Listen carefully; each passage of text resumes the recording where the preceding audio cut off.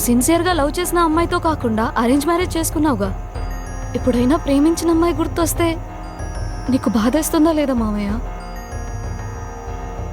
నాకు అలా బాధపడాలని లేదు మామయ్య. నాన్న ఖచ్చితంగా మా పెళ్లి ఒప్పుకోడు, అది నీకు కూడా తెలుసు. చదువు ఆపేశారు. ఇంకిద్దరం కలిసి ఇక్కడే ఉండి చదువుకొని మా లైఫ్ మేము చూసుకుందాం అనుకుంటే తప్పైపోయింది. చూడుదారని, చిన్నప్పటి నుంచి నేను ఎంతో గర్వంగా పెంచాం కాబట్టి నాకు నిన్ను కొట్టడానికి చేతులు రావట్లేదు. ఇప్పుడే మీ నాన్నకు కాల్ చేస్తాను. ఇప్పుడు నాకు చెప్పినవన్నీ మీ నాన్నకు కూడా చెప్పు. చెయ్యి, కనీసం నువ్వైనా అర్థం చేసుకుంటావనుకున్నావు. నువ్వు కూడా అందరిలానే ఆలోచిస్తున్నావు.